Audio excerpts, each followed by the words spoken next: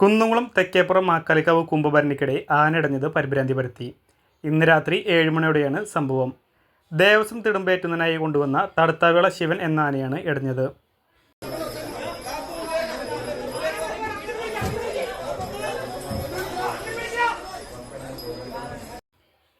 ഉത്സവം സമാപിക്കുന്നതിന് മുൻപാണ് ആന അനുസരണക്കേട് കാട്ടുകയും ഇടിഞ്ഞോടാൻ ശ്രമിക്കുകയും ചെയ്തത്.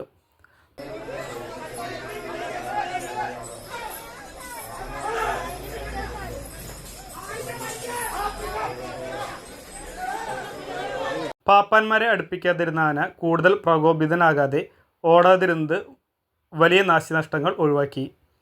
തുടർന്ന് എലിഫന്റ് സ്ക്വാഡിൻ്റെ പ്രയത്നത്തിൽ ആനയെ നിയന്ത്രണ വിധേയമാക്കി ലോറിയിൽ കയറ്റി തടഞ്ഞു നിർത്തുകയായിരുന്നു.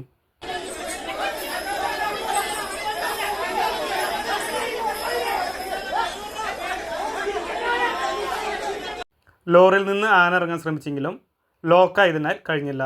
ഇതിന് ശേഷമാണ് ആനപ്പുറത്തിരുന്നവർക്ക് താഴേക്ക് ഇറങ്ങാനായത്.